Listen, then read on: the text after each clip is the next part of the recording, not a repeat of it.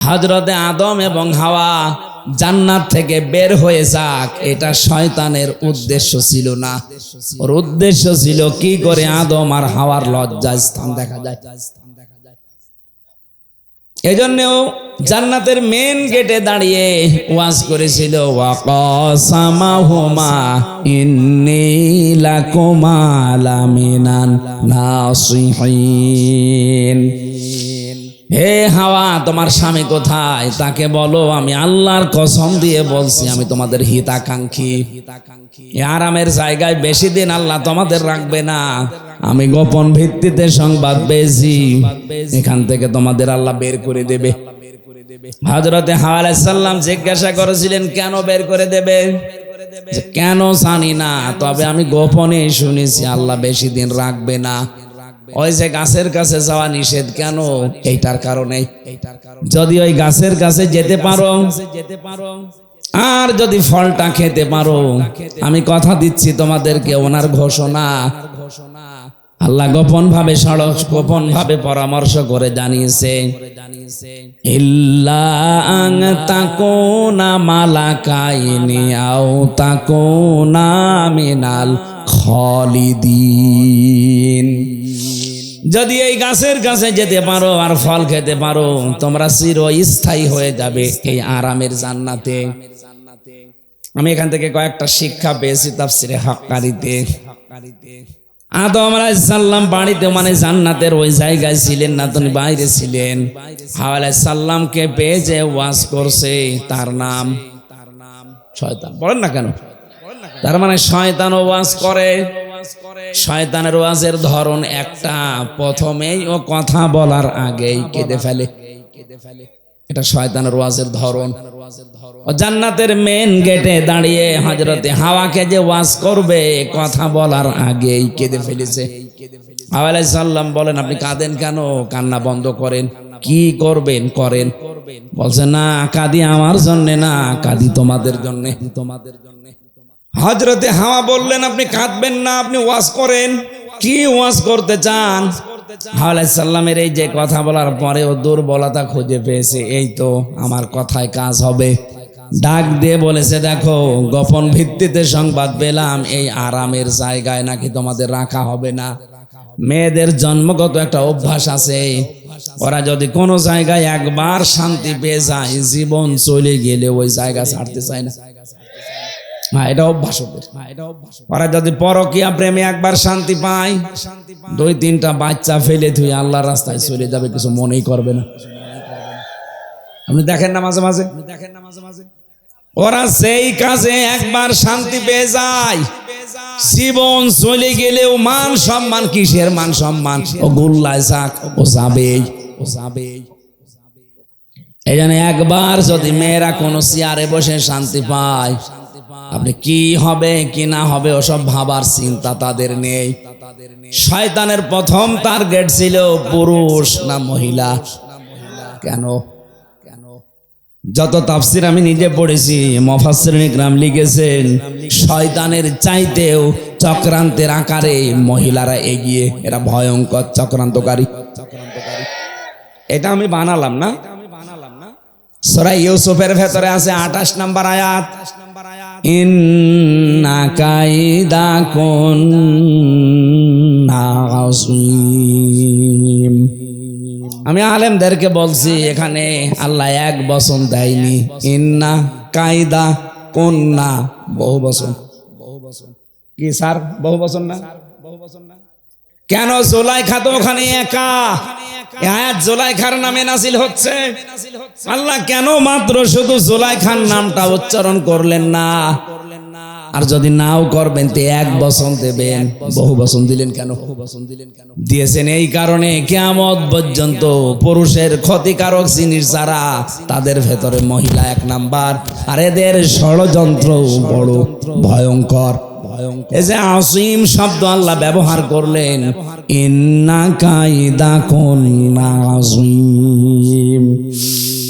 আল্লাহ বলেন এদের চক্রান্ত শুধু একটা না, যুগে যুগে বহু জুলাইখার উত্তরাধিকারী উত্তরসূরি আসবে দুনিয়ায়।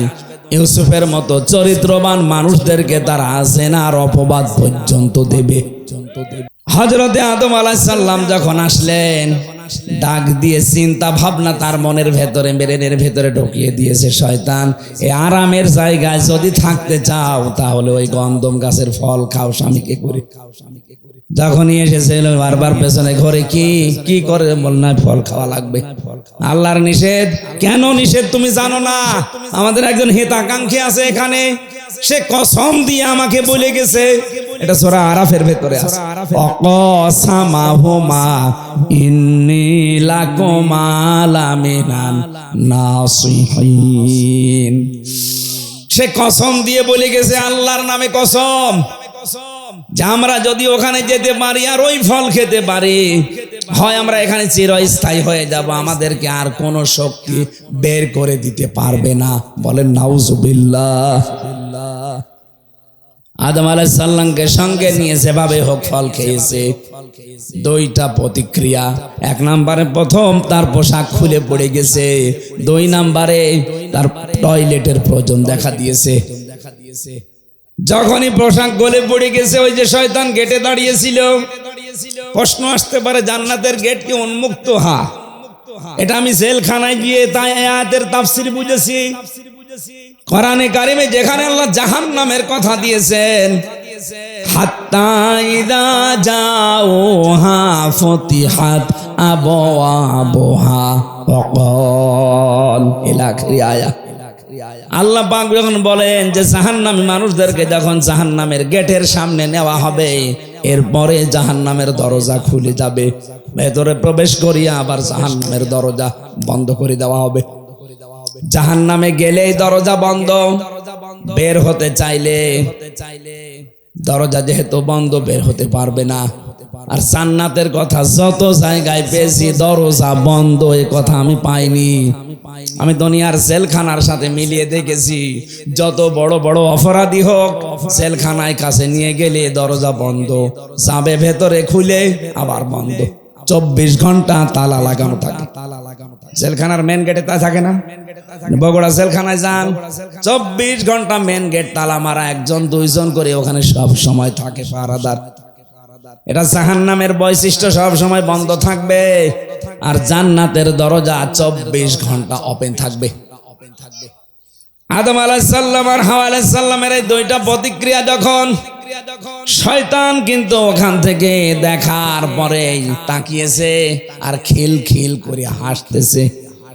কারণ শয়তান যৌনতা দেখলে বেশি ভালো লাগে, ওর আনন্দ লাগে। বলেন নাউজুবিল্লাহ। আমি এ কথা বলার জন্য এ পর্যন্ত এসেছিলাম। আজ যারা নিজেদের যৌনাঙ্গগুলো উন্মুক্ত করে মানুষকে দেখাতে চান, এই মানুষগুলোর অন্তরের ভেতরে দুইটা জিনিস তৈরি হয়। যারা বৈধ জিনিস বাদ দিয়ে অবৈধ জিনিসের প্রতি চোখের নজর আর অন্তরের যে চোখ আছে, ফাইন্নাহা লা তা'মাল আবসার ওয়ালাকিন তা'মাল কুলুবুল্লাতী ফিস সুদূর। কলবের চোখ আছে, অন্তরের চক্ষু বলা হয় যেটা, চর্ম চোখ আর কলবের অন্তরের চোখ, এই দুইটা আমার আল্লাহ নষ্ট করে দেয় যারা বৈধ জিনিস বাদ দিয়ে বেশি বেশি অবৈধ জিনিস দেখে।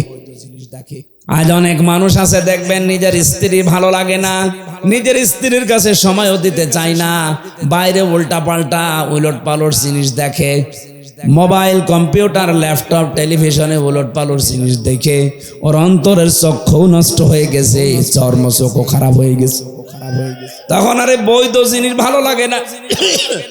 সূরা নূরের 30 নম্বর আয়াত আমার মনে হয় আল্লাহ দুইটা ঔষধ দিয়ে নাজিল করেছেন। যাদের নিজের স্ত্রী ভালো লাগে না, যাদের নিজের স্বামী ভালো লাগে না, পরপুরুষের প্রতি, পর নারীর প্রতি আকর্ষণ বেশি, নাকি বগুড়া এগুলো নেই? এগুলো যাদের বেশি, তাদের দুইটা ঔষধ বলছি, এখন থেকে কাজে লাগাবেন। আমি নিজে সহ যত পুরুষ মানুষ আজকে এসেছি, আরে ভাই দুনিয়াটাই আমাদের সব না, আমাদের আর একটা জগৎ আছে। কথা বলে না কেন? হিন্দুদের মতো তো বিশ্বাস আমরা করি না যে আর একবার জন্ম নেব না, একবারই শেষ। সুতরাং এখান থেকে যে কোনো কায়দায় চোখ বন্ধ হয়ে গেলে এই যে জীবন বিশাল শুরু হয়ে যাচ্ছে, আর শেষ নেই। ওখানে যে যেন আমরা কেউ ধরা না পড়ি। উরবান আতরাবান লিআসহাবিল ইয়ামিন। আল্লাহ পাক এমন এমন সুন্দর জিনিস আমাদের জন্য রেখে দিয়েছেন, ওইটা পাওয়ার আকাঙ্ক্ষায় আশঙ্কায় ওইটা পাওয়ার জন্য আমরা আগ্রহ পেশ করার জন্য বলছি, দুইটা কাজ এখন থেকে আরম্ভ করবেন। পরনারীর প্রতি এই যে যারা মোবাইলে কথা বললে আনন্দ পায়, এটা বন্ধ হয়ে যাবে। যারা উলঙ্গ নাচ দেখলে, অর্ধ উলঙ্গ মহিলা দেখলে যাদের আকর্ষণ বেড়ে যায়, এইটাও বন্ধ হয়ে যাবে সর্বোচ্চ 1 মাসে। আমি বেশি টার্গেট দিয়ে ফেললাম, 15 দিনও পারবেন। আজকে থেকে এখনই আমল করেন, দেখেন পরিবার একটা আলাদা শান্তি পাবেন। কোন সূরা বললাম? নূর। নূর বলেন বলেন 30 নম্বর আয়াত, 18 নম্বর পারা, 12 নম্বর পৃষ্ঠা, 7 নম্বর লাইনে আছে, কুল্লিল মুমিনিনা ইয়াগুদ্দু মিন আবসারিহিম ওয়া ইয়াহফাযু ফুরুজাহুম যালিকা আযকা লাহুম ইন্নাল্লাহা খাবীরুম বিমা ইয়াসনাউন। বলেন আল্লাহু আকবার। আল্লাহ পাক বলেন, হে নবী আপনি মুমিন মহিলাদেরকে, মুমিন পুরুষদেরকে কথা বলে দেন, তারা যেন তাদের চক্ষুকে নিম্নগামী করে পরনারী থেকে। 2 নম্বরে তাদের লজ্জা স্থান থেকে তারা যেন হেফাজত করে রাখে, সংরক্ষণ করে, এটাকে যেন বাঁচিয়ে রাখে। যালিকা আযকা লাহুম, এইটাই তাদের জন্য পবিত্রতার বড় মাধ্যম। কে বলছেন? বলেন বলেন। যাদের নিজের স্ত্রীর প্রতি আকর্ষণ লাগে না, ভালো লাগে না, অনেক পুরুষকে আমি এই কথা বলতে শুনি, বিয়ের 2-3 বছর 5 বছর পার হওয়ার পরে বলে, এক জিনিস আর কত কি করব। ওই মহিলাও যদি বলে আমি এক জিনিস আর কত কি করব, সংসার টিকবে? এই জন্যই তো পর্দার বিধান। আজকে থেকে বড় নারী হে মোবাইলে হোক আর সামনাসামনি হোক, 14 জন মহিলা বাদ দিয়ে যাদের সাথে দেখা হবে, সঙ্গে সঙ্গে আল্লাহর দিকে তাকিয়ে চক্ষু নিম্নগামী করা লাগবে। কি পারা যাবে না? 2 নম্বরে লজ্জা স্থান, যেটা যেখানে সেখানে যাওয়া যাবে না। সিদ্ধান্ত নিয়ে যদি আজকে চলতে পারেন, আলাদা নূর একটা অন্তরে আল্লাহ দিয়ে দেবে।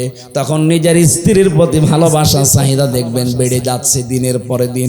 সর্বোচ্চ 15 দিন করেন, পরকীয়া প্রেম আপনার বন্ধ হতে বাধ্য। আপনার চাইতে সুযোগ আমার জীবনে অনেক বেশি।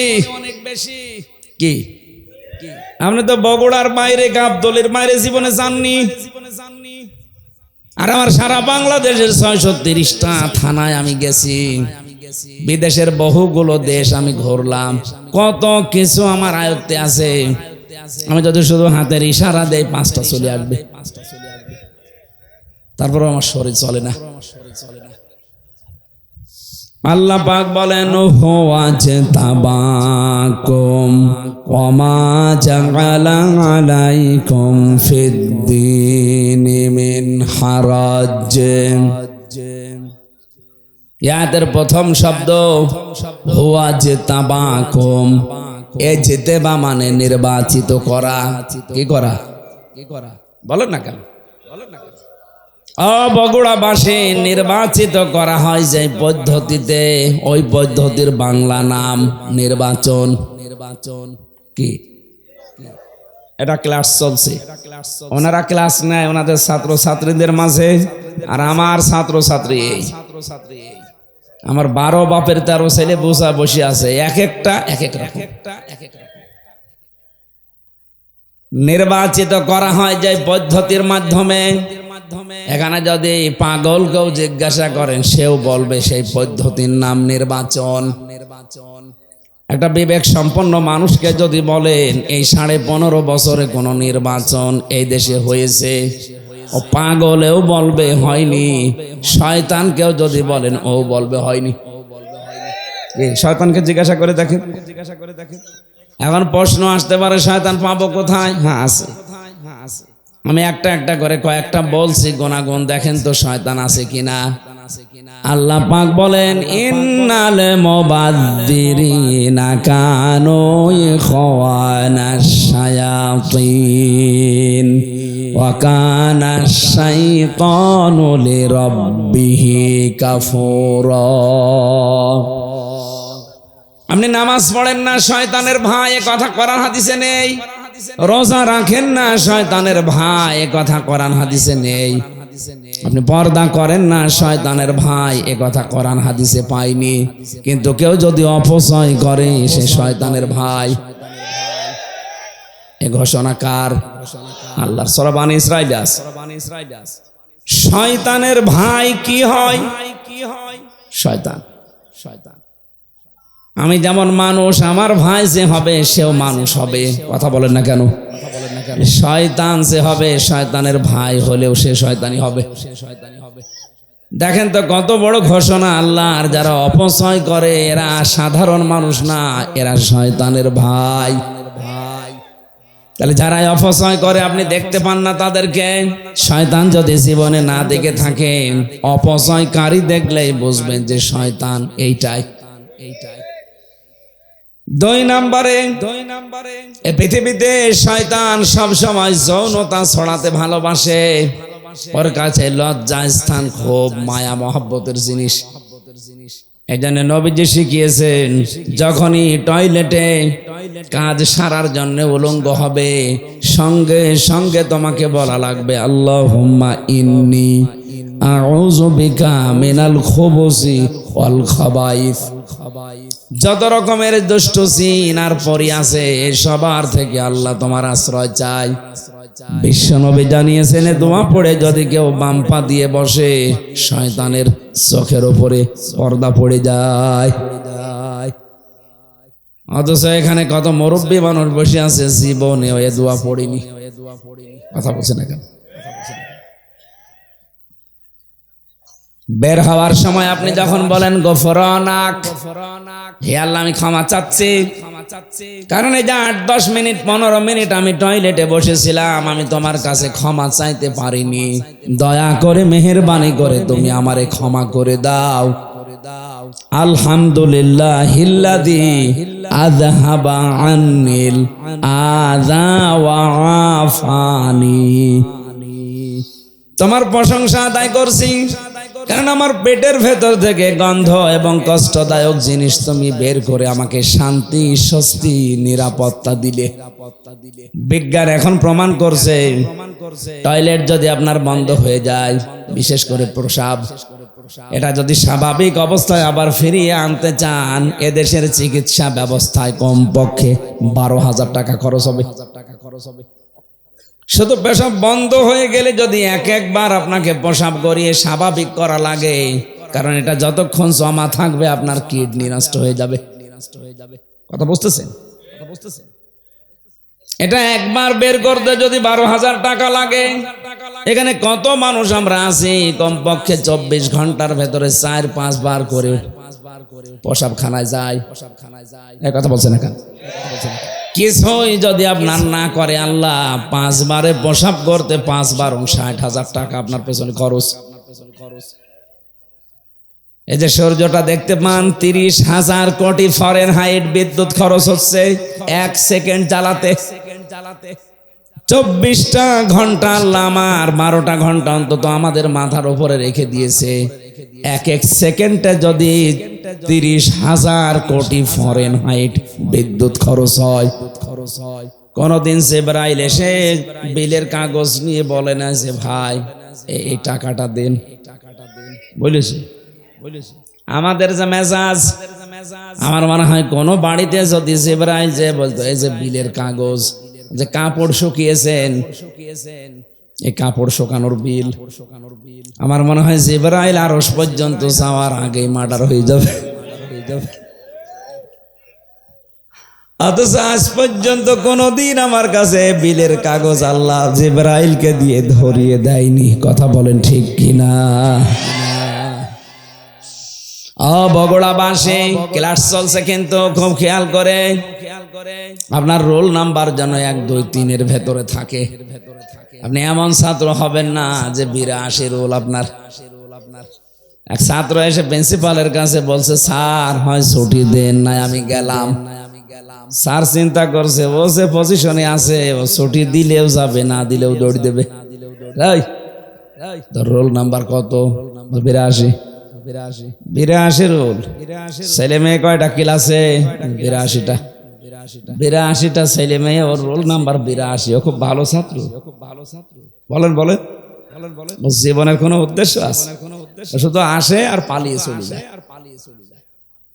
আপনি ওই রকম ভাবে না, 1, 2, 3-এর মতো রোল নাম্বার যারা, তারা যেভাবে অ্যাক্টিভ ভাবে কান খাড়া করে বিষয়গুলো শোনে, ওগুলো শুনে হজম করার চেষ্টা চালান। এবার শয়তান আমরা অনেকেই মনে করি দেখতে পাই না যে মানুষগুলো যৌনতা ছড়াতে ভালোবাসে, আপনি বিশ্বাস করে নিতে পারেন ওইটাই শয়তান। ফিল্মে যারা কাজ করছে বলেন তো, এই মানুষগুলো যৌনতা ছড়ানো ছাড়া কি আছে তাদের এই সিনেমাতে? আগেকার সিনেমাগুলো মানুষ দেখতো আর শিক্ষা নিত আর কান্নাকাটি করতো, যে কোনো একটা বিষয় তারা তুলে ধরতো। আর এখন সিনেমা শুরুই হয় যৌনতা দিয়ে, শেষ হয় দর্শন দিয়ে।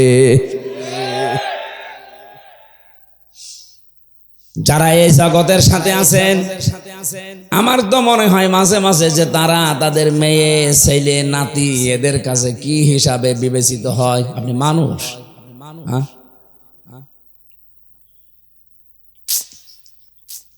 এই কাজগুলো যারা করছে আমি দেখতে পাচ্ছি গোপন একটা ষড়যন্ত্র করে এই মানুষগুলোকে আজ সামনে নিয়ে আসা হচ্ছে। আজকে একটা হিন্দু মহিলা স্ট্যাটাস দিয়েছে, ওর নাম আমি নিতে ঘৃণা করি, নাম নিলাম না, কুষ্টিয়াতে বাড়ি। না, নামটা বলার দরকার না, নামটা বলার দরকার না। এই মহিলা ঘোষণা দিয়েছে, আপনারা দেখবেন কয়েকদিনের পরে সমকামিতা আনার জন্য নিজেরাই আন্দোলন করবেন। আমরা আপনার মতো অত পয়সা চাইনি, আমাদের রুচিবোধ আছে। আপনি তো মানুষ থেকে বিকৃত হয়ে গেছেন। হ্যাঁ, আল্লাহ আকর্ষণ দিয়েছে নারীর প্রতি পুরুষের, পুরুষের প্রতি নারীর। আপনি পুরা সিস্টেমই আল্লাহর পাল্টিয়ে দিয়েছেন। পুরুষে পুরুষে বিয়ে করবে, মহিলাতে মহিলায় বিয়ে করবে। বলেন নাউজুবিল্লাহ। শয়তান আছে না নেই? কোনটা? যেগুলো বলছি এগুলো হযরতে আদম এবং হাওয়া জান্নাত থেকে বের হয়ে যাক, এটা শয়তানের উদ্দেশ্য ছিল না। ওর উদ্দেশ্য ছিল কি করে আদম আর হাওয়ার লজ্জা স্থান দেখা যায়। এজন্যও জান্নাতের মেন গেটে দাঁড়িয়ে ওয়াজ করেছিল, ওয়াকাসামাহুমা ইন্নী লাকুমা লামিনান নাসিহিন। হে হাওয়া, তোমার স্বামী কোথায়? তাকে বলো আমি আল্লাহর কসম দিয়ে বলছি আমি তোমাদের হিতাকাঙ্ক্ষী।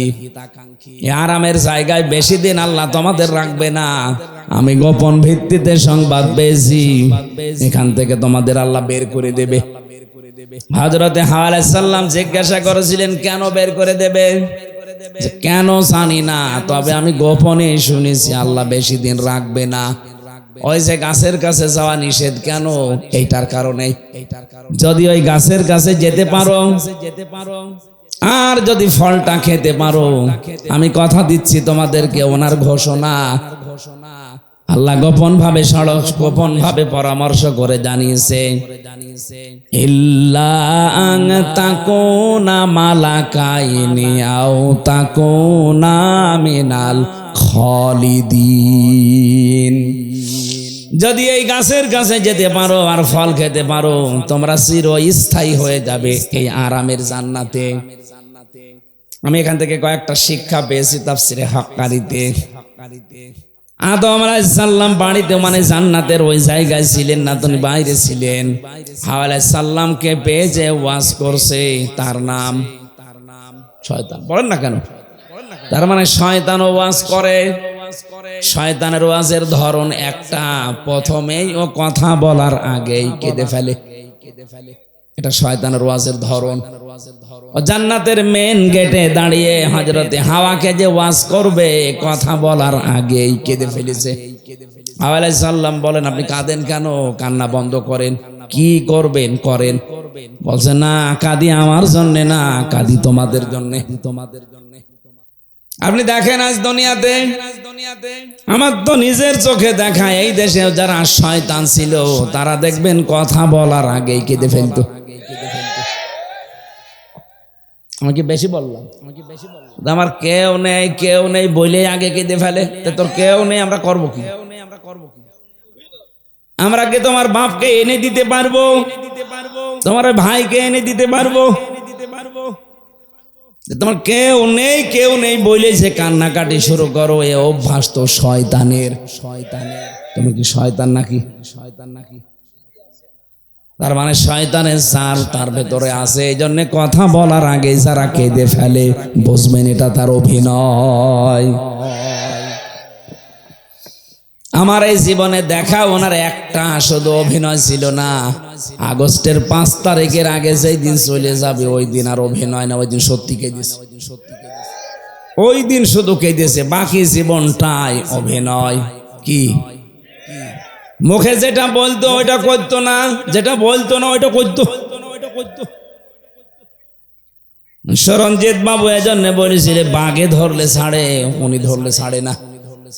যা আমার জীবনে আমি নিজে পরীক্ষিত। আমারে যদি কোনো সলিমদ্দি ধরতো খুব বেশি হলেও 3 দিনের পর আমি বের হয়ে চলে আসতাম। ধৈর্যশীল তো উনি, কারণ মামলাটা 33 বারের উপরে উঠেছে আদালতে। বলে না, হবে না, পারমিশন লাগবে। লাল কালি দিয়ে উনি নিজে সই করে বলেছে হবে না, যেদিন উনি বলবে সেই দিন হবে।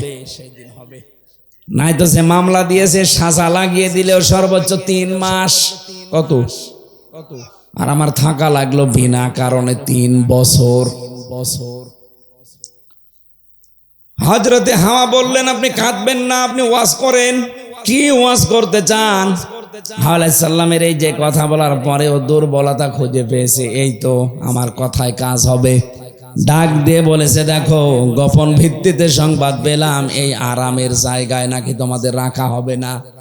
মেয়েদের জন্মগত একটা অভ্যাস আছে, ওরা যদি কোনো জায়গায় একবার শান্তি পেয়ে যায় জীবন চলে গেলে ওই জায়গা ছাড়তে চায় না। হ্যাঁ, এটা অভ্যাস ওদের। ওরা যদি পরকীয়া প্রেমে একবার শান্তি পায় 2-3টা বাচ্চা ফেলে তুই আল্লাহর রাস্তায় চলে যাবে, কিছু মনেই করবে না। আপনি দেখেন না মাঝে মাঝে ওরা সেই কাজে একবার শান্তি পেয়ে যায়, জীবন চলে গেলেও মান সম্মান, কিসের মান সম্মান, ও গোল্লায় যাক ও যাবেই। এই জন্য একবার যদি মেয়েরা কোনো চেয়ারে বসে শান্তি পায়, আপনি কি হবে কি না হবে ওসব ভাবার চিন্তা তাদের নেই। শয়তানের প্রথম টার্গেট ছিল পুরুষ না মহিলা। কেন? যত তাফসির আমি নিজে পড়েছি, মুফাসসিরিন ইকরাম লিখেছেন শয়তানের চাইতেও চক্রান্তের আকারে মহিলারা এগিয়ে, এরা ভয়ঙ্কর চক্রান্তকারী। এটা আমি বানালাম না, সূরা ইউসুফের ভেতরে আছে 28 নম্বর আয়াত, ইন্না কাইদা কুন্না আযীম। আমি আলেমদেরকে বলছি এখানে আল্লাহ এক বচন দেয়নি, ইন্না কাইদা কুন্না বহু বচন। কি স্যার বহু বচন না? কেন? জুলাইখা তো ওখানে একা। আয়াত জুলাইখার নামে নাজিল হচ্ছে। আল্লাহ কেন মাত্র শুধু জুলাইখার নামটা উচ্চারণ করলেন না? আর যদি নাও করবেন তো এক বচন দেবেন, বহু বচন দিলেন কেন? দিয়েছেন এই কারণে কিয়ামত পর্যন্ত পুরুষের ক্ষতিকারক জিনিস যারা, তাদের ভেতরে মহিলা 1 নাম্বার। আর এদের ষড়যন্ত্র বড় ভয়ঙ্কর। এই যে আসিম শব্দ আল্লাহ ব্যবহার করলেন, ইন্না কাইদা কুন্না আযীম। আল্লাহ বলেন এদের চক্রান্ত শুধু একটা না, যুগে যুগে বহু জুলাইখার উত্তরাধিকারী উত্তরসূরি আসবে দুনিয়ায়। ইউসুফের মতো চরিত্রবান মানুষদেরকে তারা জেনার অপবাদ পর্যন্ত দেবে। দেয়নি? সংসদে দাঁড়িয়ে পর্যন্ত মাওলানা মামুনুল হকের বিরুদ্ধে, যিনি পালিয়েছে, উনি এই কথা বলেছিল। এই জেনার তহমত দেয়নি, এই কথা বলছেন কেন? এই লোকটার সাথে আমি 3 বছর ঘরে ছিলাম, ফাঁসির ওই কন্ডেম ছেলে। এ মানুষটার যে ইখলাস, তার যে ইবাদত, তার যে চরিত্র যেন নষ্ট না হয়, এজন্য 3টা বিয়ে করেছে সে। অনেকে মনে করে 3-4টে বিয়ে করলে তার চরিত্র খারাপ। আরে শয়তান, তার চরিত্র ভালো রাখার জন্য তো বিয়ে করিস। তোর চরিত্র খারাপ এই জন্যই তো তুই হোটেলে যাস। হ্যাঁ, কথা বলেন না কেন? চরিত্র খারাপ এই জন্যই তো তুই রাত কাটাস বাইরে বাইরে। এই বগুড়াতে যত আবাসিক হোটেল আছে, আমি গ্যারান্টি দিচ্ছি, ঢাকার কথা বাদ, এটা বিভাগীয় শহরও না, আছে তো রংপুর, রাজশাহী, এটা একটা জেলা। এই জেলায় যত নাম করা হোটেল আছে, আপনি যান দেখবেন অনেক জেনা ব্যভিচার অলরেডি চলছে। উনি ওখানে গেলে ওনার চরিত্র ভালো হয়। আর শাইখুল হাদিস, ইবনে শাইখুল হাদিস, এই লোকটা নিজের বউ নিয়ে বেড়াতে গেছে, বলে জেনা করতে গেছে। এই চক্রান্তটা মহিলাদের, কাদের? মেয়েদের চক্রান্তে যদি কেউ ফেসে যায় একবার, তার জীবন যৌবন শেষ। এই যে আমি তার প্রমাণ। আমার এমন ভাবে ফাঁসিয়ে দিয়েছে, জীবনে ওই জঙ্গি না আমি শুনি নাই। ও বগুড়াবাসী, আমি যেটা বোঝাতে চেয়েছিলাম, হযরতে আদম আলাইহিস সালাম যখন আসলেন, ডাক দিয়ে চিন্তা ভাবনা তার মনের ভেতরে, ব্রেনের ভেতরে ঢুকিয়ে দিয়েছে শয়তান। এই আরামের জায়গায় যদি থাকতে চাও, তাহলে ওই গন্ধম গাছের ফল খাও, স্বামীকে করে। যখনই এসেছিল বারবার পেছনে ঘরে কি করে বল না, ফল খাওয়া লাগবে। আল্লাহর নিষেধ। কেন নিষেধ তুমি জানো না? আমাদের একজন হিতাকাঙ্ক্ষী আছে এখানে, সে কসম দিয়ে আমাকে বলে গেছে, এটা সূরা আরাফের ভেতরে আছে, অকসামাহুমা ইন্নী লাকুমা লামিনান নাসিহিন। সে কসম দিয়ে বলে গেছে, আল্লাহর নামে কসম, যে আমরা যদি ওখানে যেতে পারি আর ওই ফল খেতে পারি, হয় আমরা এখানে চিরস্থায়ী হয়ে যাব, আমাদেরকে আর কোনো শক্তি বের করে দিতে পারবে না। বলেন নাউজুবিল্লাহ। আদম আলাইহিস সালামকে সঙ্গে নিয়ে যেভাবে হোক ফল খেয়েছে। 2টা প্রতিক্রিয়া। 1 নম্বরে প্রথম তার পোশাক খুলে পড়ে গেছে, 2 নম্বরে তার টয়লেটের প্রয়োজন দেখা দিয়েছে। যখনই পোশাক গলে পড়ে গেছে, ওই যে শয়তান গেটে দাঁড়িয়েছিল, প্রশ্ন আসতে পারে জান্নাতের গেট কি উন্মুক্ত? হ্যাঁ, এটা আমি জেলখানায় গিয়ে তাই আয়াতের তাফসীর বুঝেছি। কোরআনে কারিমে যেখানে আল্লাহ জাহান্নামের কথা দিয়েছেন, হাত্তা ইযা জাউহা ফুতিহাত আবওয়াবুহা ওয়া ক্বাল ইলা আখিরি আয়াত। আল্লাহ পাক যখন বলেন যে জাহান্নামী মানুষদেরকে যখন জাহান্নামের গেটের সামনে নেওয়া হবে, এরপরে জাহান্নামের দরজা খুলে যাবে, ভেতরে প্রবেশ করিয়া আবার জাহান্নামের দরজা বন্ধ করে দেওয়া হবে। জাহান্নামে গেলেই দরজা বন্ধ, বের হতে চাইলে দরজা যেহেতু বন্ধ, বের হতে পারবে না।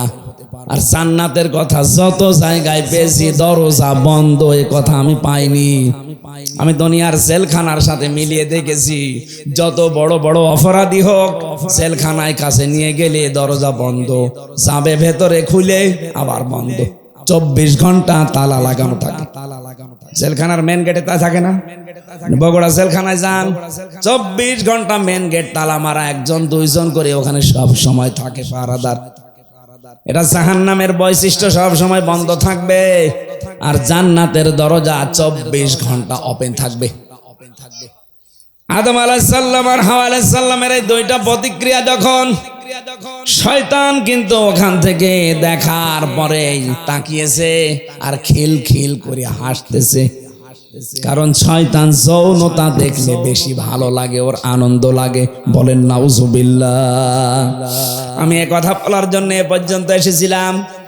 আজ যারা নিজেদের যৌনাঙ্গগুলো উন্মুক্ত করে মানুষকে দেখাতে চান, এই মানুষগুলোর অন্তরের ভেতরে 2টা জিনিস তৈরি হয়।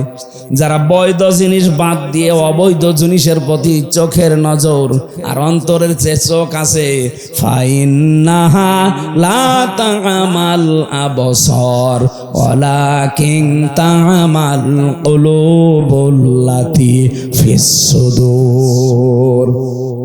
কলবের চোখ আছে, অন্তরের চক্ষু বলা হয় যেটা, চর্ম চোখ আর কলবের অন্তরের চোখ, এই দুইটা আমার আল্লাহ নষ্ট করে দেয় যারা বৈধ জিনিস বাদ দিয়ে বেশি বেশি অবৈধ জিনিস দেখে।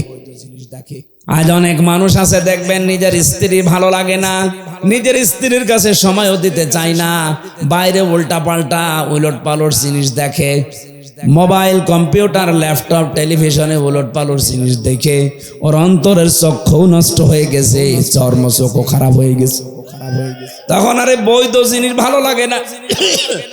সূরা নূরের 30 নম্বর আয়াত আমার মনে হয় আল্লাহ দুইটা ঔষধ দিয়ে নাজিল করেছেন। যাদের নিজের স্ত্রী ভালো লাগে না, যাদের নিজের স্বামী ভালো লাগে না, পরপুরুষের প্রতি পর নারীর প্রতি আকর্ষণ বেশি, নাকি বগুড়া এগুলো নেই? এগুলো যাদের বেশি তাদের দুইটা ঔষধ বলছি, এখন থেকে কাজে লাগাবেন। আমি নিজে সহ যত পুরুষ মানুষ আজকে এসেছি, আরে ভাই দুনিয়াটাই আমাদের সব না, আমাদের আর একটা জগৎ আছে। কথা বলে না কেন? হিন্দুদের মতো তো বিশ্বাস আমরা করি না যে আর একবার জন্ম নেব না, একবারই শেষ।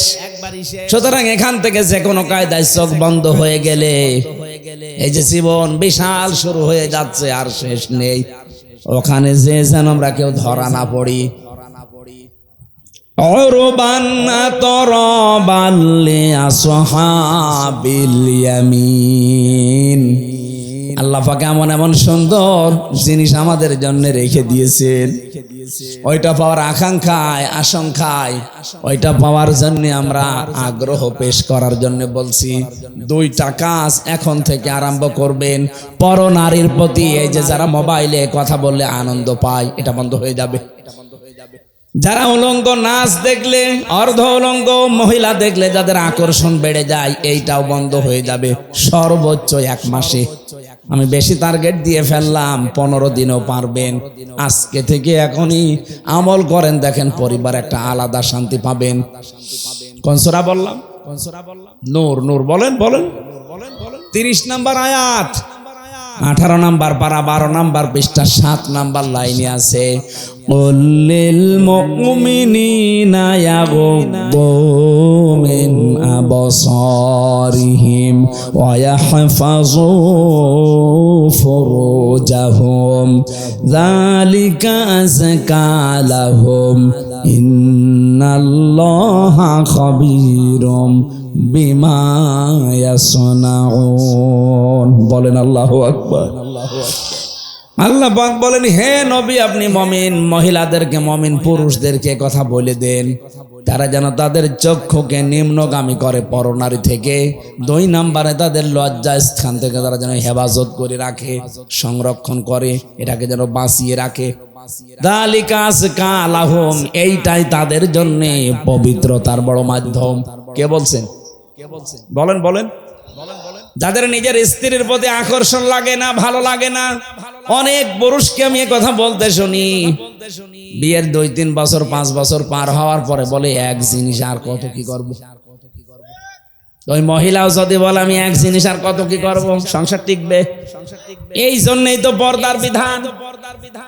আজকে থেকে বড় নারী কে মোবাইলে হোক আর সামনাসামনি হোক, 14 জন মহিলা বাদ দিয়ে যাদের সাথে দেখা হবে সঙ্গে সঙ্গে আল্লাহর দিকে তাকিয়ে চক্ষু নিম্নগামী করা লাগবে। কি পারা যাবে না? 2 নম্বরে লজ্জা স্থান, যেটা যেখানে সেখানে দেওয়া যাবে না। সিদ্ধান্ত নিয়ে যদি আজকে চলতে পারেন, আলাদা নূর একটা অন্তরে আল্লাহ দিয়ে দেবে। তখন নিজের স্ত্রীর প্রতি ভালোবাসা চাহিদা দেখবেন বেড়ে যাচ্ছে দিনের পরে দিন। সর্বোচ্চ 15 দিন করেন, পরকীয়া প্রেম আপনার বন্ধ হতে বাধ্য। আপনার চাইতে সুযোগ আমার জীবনে অনেক বেশি। কি আপনি তো বগুড়ার বাইরে, গাবতলীর বাইরে জীবনে যাননি, আর আমার সারা বাংলাদেশের 630টা থানায় আমি গেছি, বিদেশের বহুগুলো দেশ আমি ঘুরলাম, কত কিছু আমার আয়ত্তে আছে। আমি যদি শুধু হাতের ইশারা দেই 5টা চলে আসবে, তারপর আমার শরীর চলে না। এই আয়াতটা যেই দিন আমি বুঝেছি, বৈধ জিনিসের প্রতি যত বেশি ঝোঁক দিতে চান তত বেশি হারাম জিনিসের প্রতি আপনি চোখ ফিরিয়ে রাখবেন। মন চাবে না তা না, মন চাবে। আপনি একটু চেষ্টা করে দেখেন, আল্লাহ আপনাকে দিয়ে করাবে। আজকে থেকে সিদ্ধান্ত নেবেন নিজের বউ বাদ দিয়ে আর 14 জন মহিলা বাদ দিয়ে। কয়জন? যাদেরকে বিয়ে করা জায়েজ নেই ওদেরকে দেখা জায়েজ আছে, কিন্তু মুখমণ্ডল, হাতের কবজি আর পায়ের পাতা বাদ দিয়ে পুরা শরীর তাদেরও ঢেকে রাখা লাগবে। কোন যুবতী মেয়েকে নিয়ে বাবা এক ঘরে থাকতে পারবে না। কথা বলছে না কেন? হযরতে আবু বকরের মেয়ে হযরতে আয়েশা সিদ্দিকা, নবীজির স্ত্রী, দুইজন মা বাবার মেয়ে বসে বসে কথা বলছিল। নবীজি আসলেন কোথা থেকে, দেখলেন দুই বাবার মেয়ে কথা বলছে। দুইজন যখন আলাদা হয়ে গেল, ডাক দিয়ে বললেন, আয়েশা, তোমরা যখন দুইজনে পারিবারিক জিনিস নিয়ে কথা বলছিলে, হঠাৎ দেখলাম শয়তান তোমাদের দুইজনের মাঝখানে কুমন্ত্রণা দেওয়ার জন্য বসে আছে। আপনি চিন্তা করতে পারেন, জান্নাতের একজন সাহাবী হযরতে আবু বকর, তার মেয়ে নবীজির স্ত্রী, আল্লাহ যার চরিত্রের গ্যারান্টি দিয়ে কোরআনে কারিমে সূরা নূরের ভেতরে আয়াত নাজিল করেছেন, তাও একটা দুইটা না। এইরকম মানের একজন মহিলা তার বাবার কাছে বসে আছে। বাবা আমাদের মতো বাবা না, জান্নাতি বাবা। জান্নাতের প্রতিটি দরজা আবু বকরকে ডাকবে। এইরকম মানুষ, তার সাথে মেয়ে বসে গল্প করলে যদি শয়তান আসে মাঝখানে ধোঁকা দেওয়ার জন্য। আমরা শালি দোলা ভাই এক জায়গায় সাংসারিক কথা বলি, কোন শয়তান নেই। অবশ্য ঠিক, ও তো নিজেই শয়তান। শয়তান আর আশা লাগবে?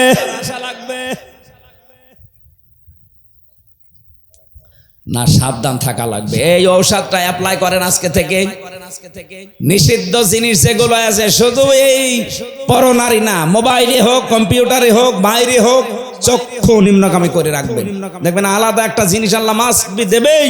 2 নম্বরে আমাদের যে লজ্জা স্থান আছে, নারীদের নারী, পুরুষের পুরুষটা, এটা ঠিক করে রাখা লাগবে।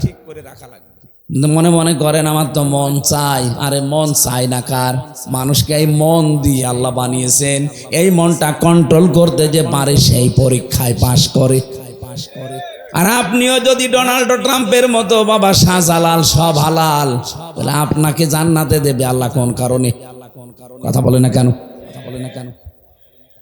একজন খ্রিস্টান গোমেজ, মিস্টার গোমেজের জীবনী পড়ছিলাম, উনি আফসোস করে লিখেছে, হ্যাঁ মুসলমানেরা, তোমাদের কোরআন কি দুনিয়ায় একটা? মুসলমানেরা জবাব দিচ্ছে, কি বলেন আপনি? তাম দুনিয়ায় 257টা রাষ্ট্র আছে, যেখানেই মুসলমান আছে সেখানে কোরআন আছে। কথা বলে না কেন? সবার কোরআন এক। মিস্টার গোমেজ খ্রিস্টান, উনি বলছে, দেখেন আমি উপন্যাস পড়ার নাম করে কোরআনে কারিমের একটা তাফসীর পড়েছি, পুরাটা আমি শেষ করেছি। আমি এমনিতে ডক্টরেট করা মানুষ, অনার্স মাস্টার্স করে, পিএইচডি করে, এমফিল করে, পিএইচডি করে একজন ডক্টর মানুষ সামনে। এটা আমি উপন্যাস মনে করে পড়া কোরআনের তাফসীর ইংরেজিতে পড়েছি। পড়ার পরে আমার মনে হয় বিশ্বে যে মুসলমান আমি দেখি, এর সাথে এ কোরআনের কোনো মিল নেই। আপনি মুসলমান দাবি করে আপনিও সুদের সাথে জড়িত, হিন্দু খ্রিস্টান বৌদ্ধ কোরআন মানে না, সেও সুদের সাথে জড়িত। পার্থক্যটা কই? প্র্যাকটিক্যাল লাইফে যদি কিছু বাস্তবতা পার্থক্য করে দেখাতে না পারেন, ওরে আপনাকে জাহান্নামী মনে হয়, আর আপনি সুদ খেয়েও নিজেকে জান্নাতি মনে হয়। আল্লাহ কি এরকম অবিচারক নাকি? প্রশ্ন আসতে পারে, আমি লা ইলাহা ইল্লাল্লাহ পড়েছি। আরে বেটা, লা ইলাহা ইল্লাল্লাহ নাকি হিন্দুর মুখস্থ আছে? কি কথা বলেন এখন? আমার দাদা মারা গেছে জেলখানায় থাকতে, উনি জীবিত অবস্থায় 18-19 সালে গল্পটা আমারে বলতেন। স্বাধীনতার সময় একটা লোক, হিন্দু মানুষ, পাকিস্তানের ওই বাহিনী তাকে ধরার পরে বলছে, তুই মুসলমান না অন্য জাতি? মুসলমান। মুসলমান, তাহলে কালেমা বল। বলছে লা ইলাহা ইল্লা আনতা সুবহানাকা ইন্নী কুনতু মিনাজ জালিমিন। দিয়েছে 2 চড়। ওই বেটা এ কি কালেমা না মুসিবতের দোয়া? বলছে ভাই কালেমা না মুসিবতের দোয়া জানি না, তবে আমিও মুসিবতে আছি। আমি কি কম মুসিবতে আছি? আমি এ ধর্মের লোক না, বাঁচার জন্য আমি কালেমা মনে করে পড়লাম। আমি অনেককে বলতে শুনি বিপদে পড়লে তারা এটা পড়ে, আমি মনে করছি এটা মনে হয় বিপদের দোয়া। কালেমা না দোয়া আমি জানি না, আমি বেঁচে গেলেই হবে। যারা এই ধারণা করে আছেন যে কালেমা যখন পড়েছি জান্নাত একদিন যাবই না, আমি প্রিন্সিপাল সাহেবকে বলছি, হযরতে আবু হুরায়রা কিন্তু এই হাদিসটা শোনার পরেই বলছিলেন, মান ক্বালা লা ইলাহা ইল্লাল্লাহ ফাদাখালাল জান্নাহ।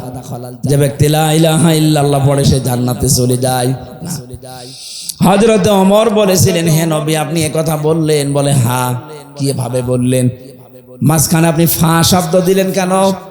বিশ্ব নবী বলেন, ওমর এ ফায়ের ব্যাখ্যা আছে, আইয়ুহাযির মা হারামাল্লাহ। কোন মানুষ যদি কালেমা পড়ে আর হালালকে হালাল জেনে আঁকড়িয়ে ধরে, আর হারামকে হারাম জানার পরে ছেড়ে দেয়, শুধু ওই লোকটাই কালেমা পড়ে জান্নাতে যাবে। সম্মানিত ভাইরা, আমি শয়তানের পরিচয় দিতে পর্যন্ত এসেছিলাম। শয়তান সব সময় যৌনতা ছড়াতে ভালোবাসে। যৌনতা যারা ছড়ায় বেশি, অপচয় যারা করে বেশি, এই মানুষগুলো পোকারান্তে শয়তান। কথা বলেন না কেন? আল্লাহ এদের থেকে যেন আমাদের হেফাজত করে, বলেন আমিন। বিশ্বনবী মুহাম্মদুর রাসূলুল্লাহ একটা মাত্র আওয়াজ তিনি দেবেন ওই উম্মতের জন্য, যে উম্মত হওয়ার জন্য তারা চেষ্টা চালিয়েছে। নবীজি বলেন, আমার উম্মত তো ওইটা, আমি দুনিয়া থেকে বিদায় নেওয়ার পরে আমার রেখে আসা ইসলাম যারা পঙ্খানো ভাবে পালন করেছে, বেদাত প্রবেশ করায় নাই। বাংলাদেশের দিকে তাকিয়ে আমাদের আফসোস হয়, কিয়ামতের দিন নবী যখনই আত্মচিৎকার করবে তখন আমরা দাঁড়াতে পারবো না। কোন মুখে দাঁড়াবেন? কারণ তার রেখে যাওয়া ইসলাম আজ আমরা টোকরা টোকরা করে ফেলেছি। কথা বলেন ঠিক কিনা? আমি 51টা দলের পরিচয় পেলাম বাংলাদেশে, অথচ কোরআন এক, হাদিস এক, নবীজি এক, কাবা শরীফ এক। আমাদের যদি 53 দল শুধু নিজের ছোটখাটো মতবাদ নিয়ে ভাগ ভাগ হয়ে যাওয়া লাগে, তাহলে জেনারেল যারা আছে ওদের তো 151টা দল থাকা দরকার। আপনি খোঁজ করে দেখেন, 51টা আমি পেলাম আজকে। অবশ্যই দুনিয়ার কোন স্বার্থ সিদ্ধির জন্য, নাম কামানোর জন্য আপনি এই দলটা বানিয়েছেন, না তো কোন কারণে বানালেন? বলেন বলেন। আহলে হাদিসের ভেতরে 17টা দল। ইসলামপন্থী যারা খেলাফত আন্দোলন, খেলাফত মজলিস মিলে প্রায় 7টা দল।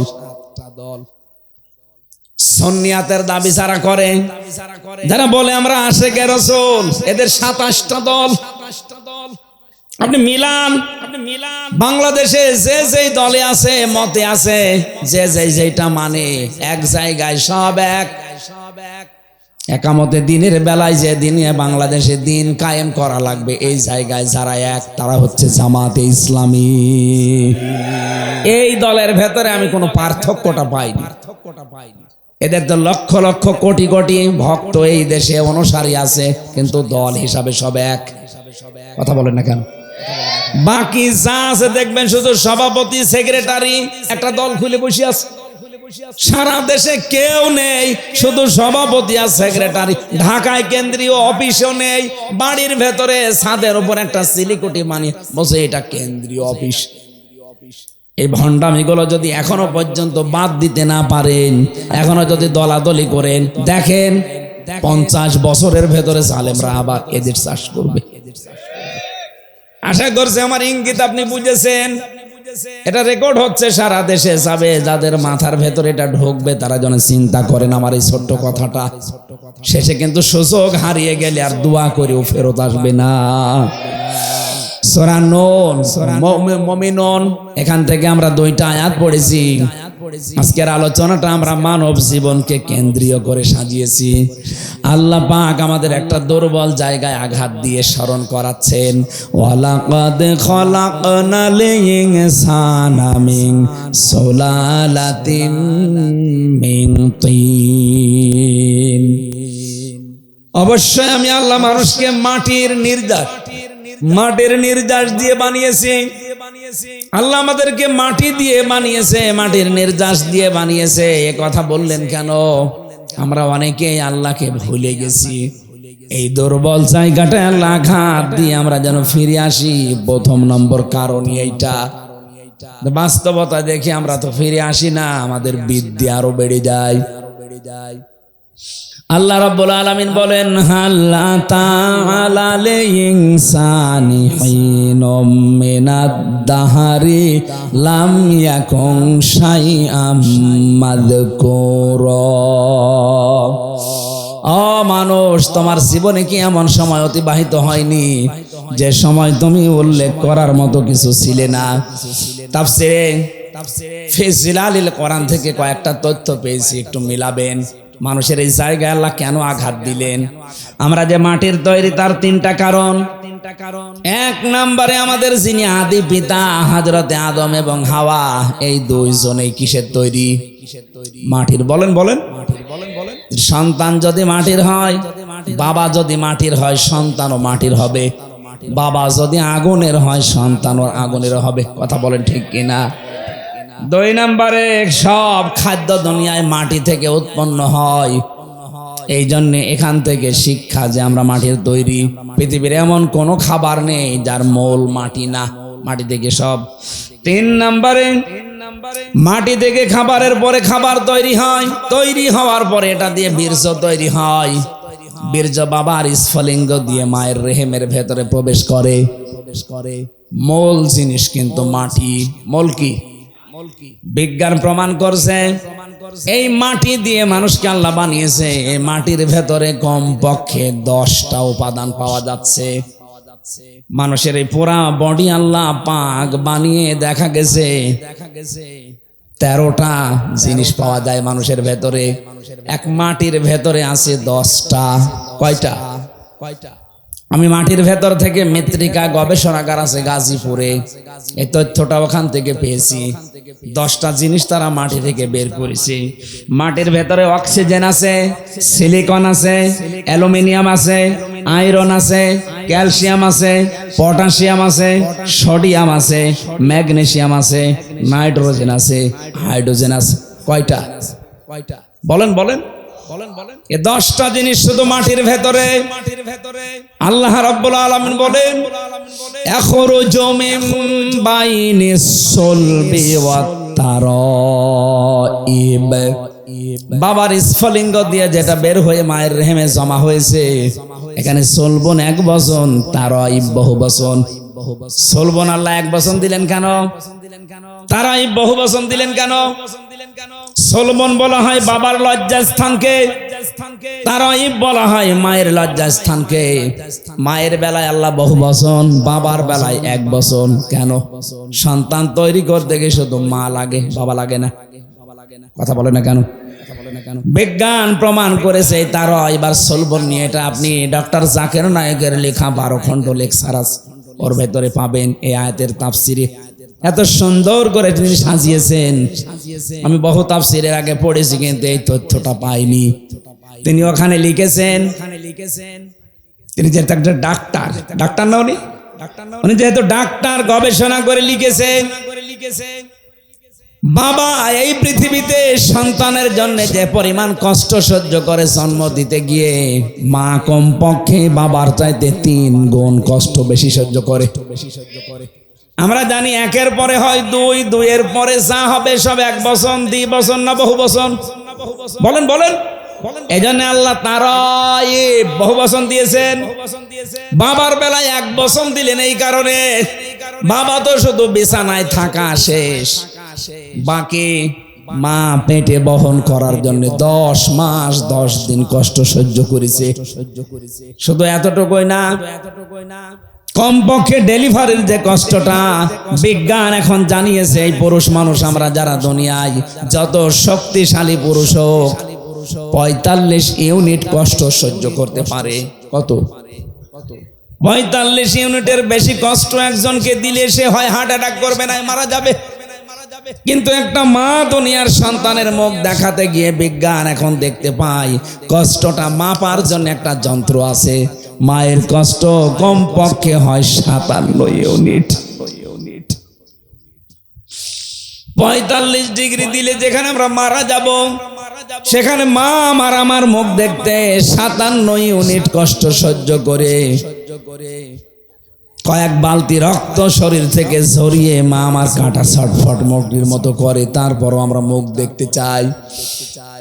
নবীজি জানিয়েছেন এত কষ্ট দুঃখের পরে বাচ্চাটা যখনই মায়ের সামনে তুলে ধরা হয়, বাচ্চার মুখ একবার দেখার সঙ্গে সঙ্গে পেছনে যত কষ্ট ছিল সব আল্লাহ ভুলিয়ে দেয়।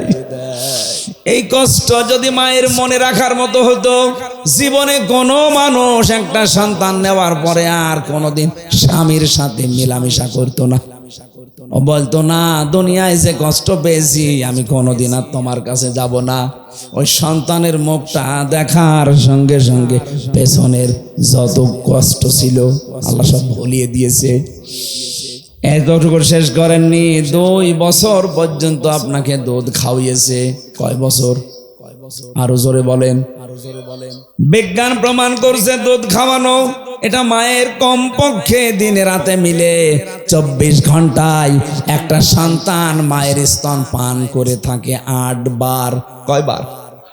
7-8 বার পান করাই লাগে 24 ঘন্টায়। আপনি হিসাব করে দেখেন, তারও বেশি হয়। উপরেরটা নিচেরটা বাদ দিয়ে মাঝেরটা বিজ্ঞান প্রমাণ করেছে 8 বারও যদি হয়, একবারে যদি 1 পোয়া করে দুধ চুষতে থাকে, 8 বারে কমপক্ষে 2 কেজি দুধ খায়। কত? 2 কেজি করে দুধ আমি আপনি সবাই খেয়েছি মায়ের স্তন থেকে। একদিন 2 দিন না, 2 বছর। কত? বলেন বলেন। আপনি একটা হিসাব করে দেখেন, 2 বছরে প্রতিদিন যদি হয় 2 কেজি করে, আমি কালকে ওটা দিয়ে দেখেছি 36 মণ দুধ আমরা খেয়েছি। কত? আমার বাবা আমার মায়ের আমরা 2 জন, আমি আর আমার একটা বোন আছে। এখানে কত মানুষ আছে? 8টা 10টা ভাই বোন। কথা বলেন না কেন? আমার গ্রামে একজন আছে 12টা মেয়ে আর 4টা ছেলে। কত হয়? একটাই শুধু স্ত্রী, 2 জনে মারা গেছে। এখন আমি একটা হিসাব নিয়েছিলাম, আমি আয়াত পড়ার পরে দেখি আমি নাই 36 মণ আর আমার বোন রোনা নাই 36 মণ। আপনার তো ছেলে মেয়ে 16টা, বলেন তো কয় মণ? বলছে বাবা ওসব হিসাব জানি না, হিসাব করি নাও। হিসাব একটা টানলাম, দেখি আপনি বলেন তো কত মণ হয়? 772 মণ হয়েছে। অথচ মায়ের ওজন মাত্র 60 কেজি। 60 কেজি জায়গা থেকে আমার আল্লাহ এতগুলো দুধ দুনিয়ায় সন্তানদের জন্য বের করে দিলেন। আমার মনে হয় এখনো যদি ছেলে মেয়ে হইতো তো দুধ আল্লাহ দিত। এটা একটা কুদরতের মেশিন। কথা বলেন ঠিক কিনা? এই যে 3টা কষ্ট বাবার চাইতে মায়ের বেশি হইলো, পেটে রাখা,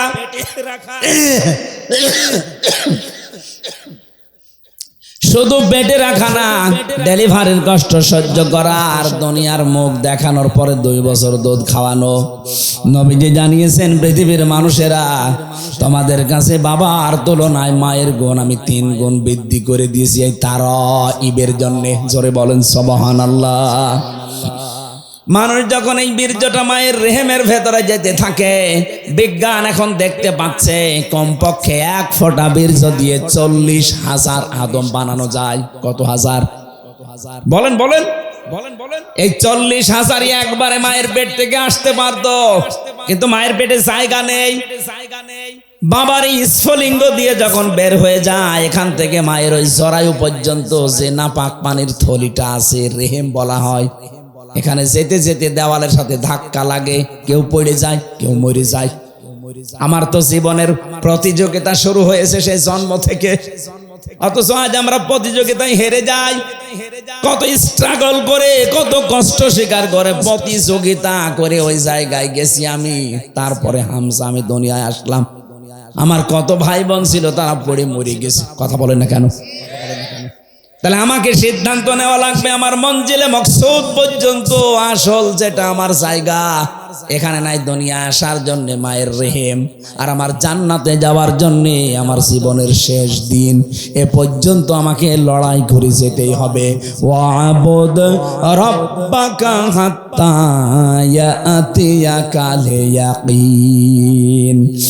ও হামজা, ইবাদত বন্দেগী করো ওই পর্যন্ত যতদিন পর্যন্ত তোমার মরণ না আসে। তার মানে আমার মরণ আসা পর্যন্ত আমার এই সব সময় স্ট্রাগল করে যাওয়া লাগবে, কষ্ট স্বীকার করা লাগবে, প্রতিযোগিতা করা লাগবে। লাকাদ খালাকনাল ইনসানা ফি কাবাদ। আমি মানুষকে বানিয়েছি এই কষ্টের পরে কষ্ট সহ্য করে। এ মানুষ যখন কষ্ট সহ্য করবে 40 দিন পরে পরে আমার আল্লাহ এটা পাল্টাতে থাকবে।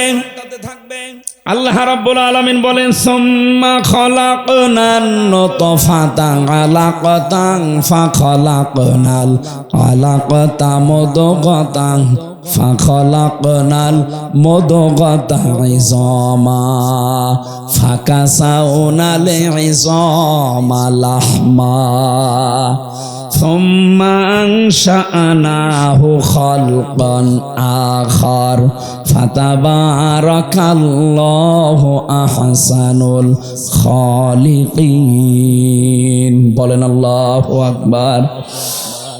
একটু নিজের জীবনের দিকে তাকান। আপনি সেজদা দিতে বাধ্য হবেন আল্লাহকে। বড় বড় নাস্তিক হোক, মানি না তোর আল্লাহকে, এই কথাও যারা বলে তারা আয়াত পড়ার পরে নত হতে বাধ্য, যদি বুঝে থাকে। আল্লাহ পাক বলেন একটা ইন্টেনসিটি কেয়ার ইউনিট যেখানে দুনিয়ার কোনো সার্ম যেতে পারে না, এই জায়গায় 40 দিন ধরে রাখলাম।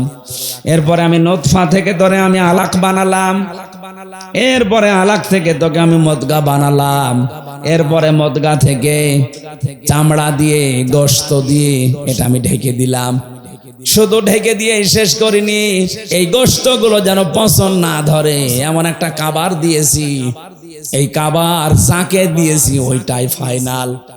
এটা আমার যে চামড়া আছে, আমার শরীরের কোন চামড়া যদি কেটে এখানে লেগে দেন এটা ভালো হয়ে যাবে। যদি পুড়িয়ে যায়, কেটে যায়, ছিঁড়ে যায়, আমার আর চামড়া প্রিন্সিপালের এক না। দেখতে এক হলেও আমার শরীরের ভেতরে ৯৭৬৮ প্রকার চামড়া আল্লাহ দিয়ে রেখেছেন। কিন্তু এক একটা জায়গার চামড়া এক এক রকম। এই হাতের তালুতে যে চামড়া আছে এইটা যদি উপরে দিত, জীবনেও কোনো কিছু ধরে আপনি আটকিয়ে রাখতে পারতেন না। কথা বলেন ঠিক কিনা? দুইটা জায়গার চামড়া আল্লাহ পুরা আলাদা করে দিয়েছেন, লজ্জা স্থানের আর জহ্বার।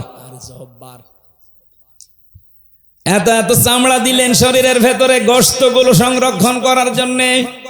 আল্লাহ পাক বলেন মানুষের ভেতরে আমি হাড্ডি দিয়েছি 360টা জোড়া দিয়েছি।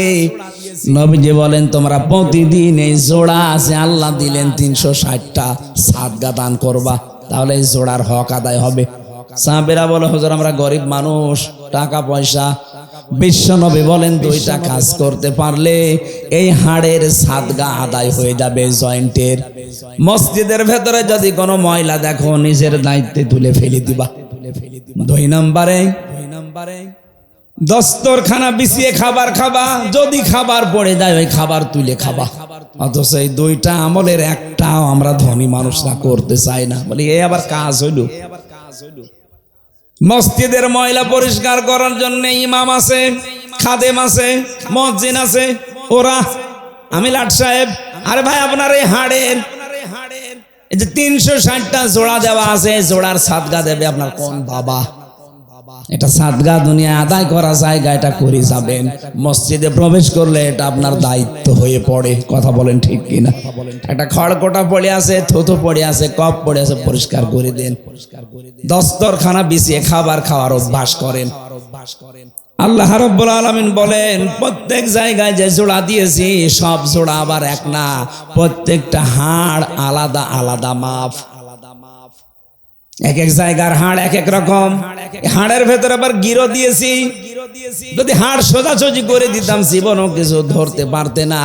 এই যে গিরো গুলো দিয়েছি প্রত্যেকটা আঙ্গুলে, জয়েন্টে, এগুলো আবার নাট সিস্টেম করে দেয়নি যে খুলে রেখে দেবা তাহলে চুরি হয়ে যেত। এমন সিস্টেম করে দিয়েছি নিজের ভেতরেই থাকবে, শার্টও করতে পারো, জমাও করতে পারো। কথা বলেন ঠিক? আল্লাহ পাক বলেন এই যে আস্তে আস্তে ৩:৪০ পরে যখন তোর ভেতরে খাবারের উদ্রেক দেখা দেয়, মায়ের মাসিক অসুখ বন্ধ করে নাভির সাথে নাভির তার জড়িয়ে আমি খাবারের ব্যবস্থা করি। এতটুকু শেষ হয়নি, ৬ মাস হবার পরে এখন ৩টা জিনিস তার লাগবে, মাস্ট বি। একটা হচ্ছে শ্রবণ শক্তি, একটা হচ্ছে দর্শন শক্তি, আর একটা বাক শক্তি।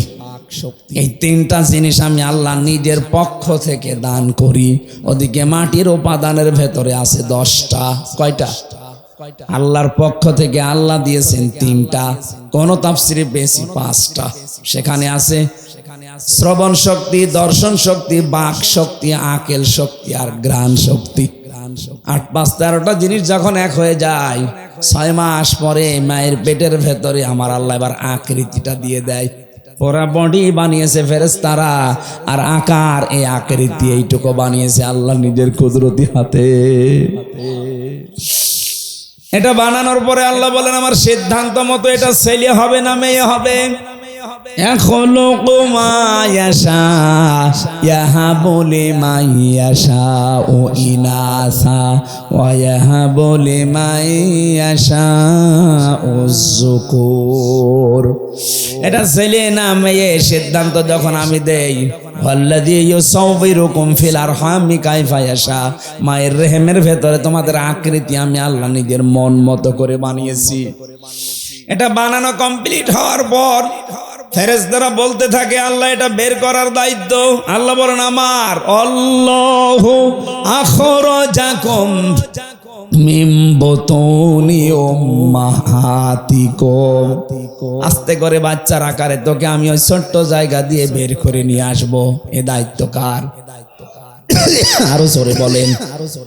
কিন্তু এখন আমরা অধিকাংশ শ্বশুর আর শাশুড়ি জামাইয়ের উপরে চাপ দিয়ে দায়িত্ব দিয়ে দিয়েছি ডাক্তারকে। কথা বলেন না কেন? শ্বশুর শাশুড়ি যারা আছেন একটু শক্ত হতে পারেন না? আপনার জাদুর কষ্ট হবে এই বলে যদি আপনি তাকে জামাইকে চাপ দিয়ে সিজার করান, আপনি জানেন তার কি ক্ষতি করে দিলেন। প্রথমে যে সিজার করেছে, নরমালে বাচ্চা হওয়ার চেষ্টা না করে আন্দাজে যারা সিজার করে, সিজার তো ওই সময় হবে যখন পেন উঠবে, নরমালে হচ্ছে না, ডাক্তারদের বোর্ড বসবে, বোর্ডে সিদ্ধান্ত হবে, এরপরে সিজার। আমার মনে হয় প্রথম সন্তান যাদের হবে এ সময় সিজার না করে খুব বেশি বেশি নরমালে চেষ্টা করবেন। একেবারে না হলে মেডিকেল বোর্ড বসাবেন, ডাক্তারদের বোর্ড বসে সিদ্ধান্ত নেওয়ার পরে সর্বশেষ মরে গেলে যাক। প্রশ্ন আসতে পারে মেয়ে তো আপনার না। আরে ভাই, মেয়েকে আপনি সারা জীবন রাখবেন। সন্তান হতে যে যদি মারা যায় তো শাহাদতের মরণ পাবে, শহীদ হয়ে উঠবে কিয়ামতে এই সন্তানটার কারণে। আর আপনি যা করে দিলেন সারা জীবনের জন্য আপনার জামাইয়ের কাছে ও সংসারের অযোগ্য হয়ে যাচ্ছে। আমি গোপন কথা বললাম না। যত মানুষ এখানে বসে আছে স্টেজের দিকে তাকান, এদের একটার মাকেও তো সিজার করা লাগে নাই। এরা কি আসে নাই দুনিয়ায় নাকি আকাশ থেকে পড়িস? এরাও তো মানুষ, আমরাও তো মানুষ। আমরা যদি আসতে পারি মায়ের পেট থেকে, তো ওরা পারবে না কোন কারণে? অধিকাংশ গুলো পারে না। আমি যা দেখি শ্বশুর শাশুড়ির কারণে। ওরা বলেন না আমার জাদুর কষ্ট হবে। তো জাদুর কষ্ট হবে, ওই কাজ করে দিলে সারা জীবন যে সংসারের অযোগ্য হয়ে পড়বে। তখন জামাইয়ের কথা শুনতে শুনতে বাকিটা আর বললাম না। কথা বলেন না কেন?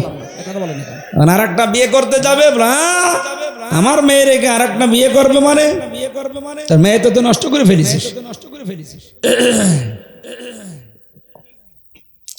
আল্লাহ রাব্বুল আলামিন বলেন একটা আলাদা আকৃতি তোমাকে দেওয়ার পর এই দুনিয়াতে আমি নিয়ে আসলাম।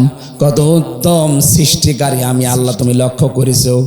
কেন এই বিশাল জায়গা দিয়ে দুনিয়ার ময়দানে বিশালত্ব একটা বিশাল পৃথিবীতে তোমারে রাখলাম কেন জানো? আমি চাই দুনিয়ায় কিছুদিন ঘোরাফেরা করার মাধ্যমে একটা পরীক্ষা দিয়ে আসো। আল্লাযী খালাকাল মাউতা ওয়াল হায়াতা লিয়াবলুয়াকুম আইয়ুকুম আহসানু আমালা। আমি চাই তোমরা একটা পরীক্ষা দিয়ে আমার কাছে আসো, ভালো কাজ কে করতে পারো।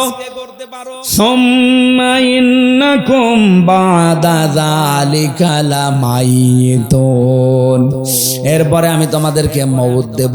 কি দেব? এইটাই দুনিয়ার ফাইনাল খেলা, মরতেই হবে। ও বগুড়াবাসী, আল্লাহ এই জন্যে আয়াত শুরু করেছেন আল্লাযী খালাকাল মাউতা দিয়ে, যে মওত বানিয়েছে আগে, এরপরে ওয়াল হায়াতা, হায়াত বানিয়েছে। আমি সহ আয়াত থেকে শিক্ষা নিতে চাই, মরাই যখন লাগবে, দুনিয়ায় সে যাই করি না কেন, করছি না কেন, আমার যে আসল টার্গেট জান্নাত, মরা যেহেতু লাগবেই লাগবে, আগে ওই টার্গেটটা ফুলফিল করি। কথা বলেন ঠিক কিনা? এই কথাটা শেষ। এখানে যত মানুষ বসে আছি, 100 বছর পরে এখানে আর কেউ থাকবো? বলেন বলেন। যত মানুষ এখানে আছে, যদি ওর 1 বছর বয়স হয়, 100 বছর পরে আমরা সবাই মাটির নিচে। এখানে এরকম মানুষই থাকবে, কিন্তু সব নতুন মানুষ। কথা বলেন না কেন? তারা এখনো দুনিয়ায় আসেনি, আসবে। 100 বছর পরে বগুড়া থাকবে, এই জমিনটা থাকবে, গাবতলী থাকবে, কর্ণীপুর থাকবে, কিন্তু এখানে আমরা একজনও থাকবো না, নতুন মানুষ জমা হবে। 200 বছর পরে যদি আপনি এই বগুড়ায়, এই গাবতলী, কর্ণীপুরে এই যে 2 তলা বাড়ি দেখছি, এই বাড়িতে কেউ যদি এসে 200 বছর পরে বলে এই বাড়িটা আমার ছিল, ঝাঁটা পিটা করবে আপনি। এই দুনিয়া। আল্লাহ বলেন সুম্মা ইন্নাকুম বাদা যালিকা লামাইতুন সুম্মা ইন্নাকুম ইয়াউমাল কিয়ামাতি তুবাসুন। এরপরে আবার তোকে আমার সামনে হাজির করব, আমার সামনে 5টা প্রশ্ন তোকে জিজ্ঞাসা করব। ওই 5টা প্রশ্নের সঠিক জবাব দিতে হলে দুনিয়ায় তোকে 3টা কাজে আনন্দ পাওয়া লাগবে। 1 নম্বরে কেউ যদি ইমানের স্বাদ পেতে চায়, সে যেন তার রবকে রব পেয়ে খুশি থাকে। 2 নম্বরে সে যেন ইসলামকে জীবন ব্যবস্থা পেয়ে খুশি থাকে। 3 নম্বরে সে যেন মুহাম্মদুর রাসূলুল্লাহ বাদ দিয়ে অন্য কাউকে আদর্শ না মানে। ফেরাউনের কথাটা আমরা সবাই জানি, ও যখন মারা যায় ওই সময় কিন্তু বলেছে আন্নাহু লা ইলাহা ইল্লাল্লাযী আমানাত বিহি বানু ইসরাইল। হে আল্লাহ, আমি তোমাকে বিশ্বাস করি। কেমন করে? বনি ইসরাইলরা যেভাবে তোমারে বিশ্বাস করে, ঈমান আনে, আমি ওই রকম বিশ্বাস করি। ওয়ানা মিনাল মুসলিমিন, আমি তো মুসলমান। এরপরও তোমার ফেরেশতারা আমারে পানিতে চোবাই আবার উপরে তোলে। আল্লাহ বলেছিলেন আল আন, এখন। আমি আয়াতের তাফসিরে 2টা শিক্ষা পেয়েছি, খুব খেয়াল করবেন। ফেরাউন কেন পোলা কালেমা পড়তে পারলো না? ও কিন্তু আল্লাহর একাত্মবাদের ঘোষণা দিয়েছিল। কি কথা বলেন না কেন? ও বলে নাই লা ইলাহা ইল্লা আনতা, এ পর্যন্ত বলেছিল যে আমি ঈমান আনলাম। আমানাত বিহি বানু ইসরাইল, বনি ইসরাইলরা যার উপরে ঈমান এনেছে, বিশ্বাস করেছে তার উপরে। কিন্তু ওকে আল্লাহ ঈমান নসিব করাননি একটাই কারণ, তো আল্লাহকে স্বীকার করেছে। কিন্তু ওই জামানার যিনি প্রেরিত পুরুষ হযরতে মুসা নবী, তিনি নবী আবার রাসূল। কথা বলে না কেন? তিনি বড় কিতাব পাননি, তাওরাত। এজন্য তিনি একদিকে নবী আর একদিকে ফেরাউন আল্লাহর একাত্মবাদের ঘোষণা দিয়েছে, কিন্তু রেসালাতের ঘোষণা দেয়নি। ও যদি বলতে মুসা কালিমুল্লাহ, আল্লাহরে মাফ করে দিত। কিন্তু আল্লাহর একাত্মবাদের ঘোষণা দিয়েছে, রেসালাতের ঘোষণা দেয়নি, এজন্য ঈমান নসিব হয়নি। আজ বাংলাদেশে এই বগুড়াতে বহু মানুষ এখানেও বসে আছে, বলে আমি আল্লাহকে মানি। কি করে? নামাজ পড়ি, রোজা রাখি, দান করি, জিকির করি। এই বলেন তো, নামাজ পড়া, জিকির করা, দান করা, হজ করা, রোজা রাখা, এই হুকুমগুলো কার? আরো জোরে বলেন, বলেন। আপনি তো ফেরাউনের মতো আল্লাহকে মেনে নিলেন, কিন্তু এই জামানার প্রেরিত পুরুষ যিনি মুহাম্মদ রাসূলুল্লাহ, কথা বলেন না কেন? উনি এই জামানার জন্য প্রেরিত পুরুষ না, শুধু এই জামানা না, কিয়ামত পর্যন্ত। অথচ বহু মানুষ আমরা দেখি আল্লাহর হুকুম মানে, আল্লাহর স্বীকৃতি দেয়, কিন্তু জামানায় যিনি প্রেরিত পুরুষ তার কথা মানতে চাই না।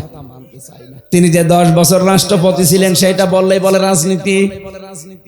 আমার মনে হয় যারা ফেরাউনের মতো আচরণ করছেন, আল্লাহর হুকুম মানেন কিন্তু প্রেরিত পুরুষ রাসূলুল্লাহ তার রিসালাত আপনি মানেন না, বিশ্বাসও করেন না, আপনার মরণ হবে ফেরাউনের মতো। আমার মনে হয় যার বোঝা সে বুঝেছে, এরপরেও যদি কেউ না বোঝার ভান করে থাকেন, আমার আর কিছু করার নেই। আল্লাহ আমাদেরকে বোঝার তৌফিক দিন।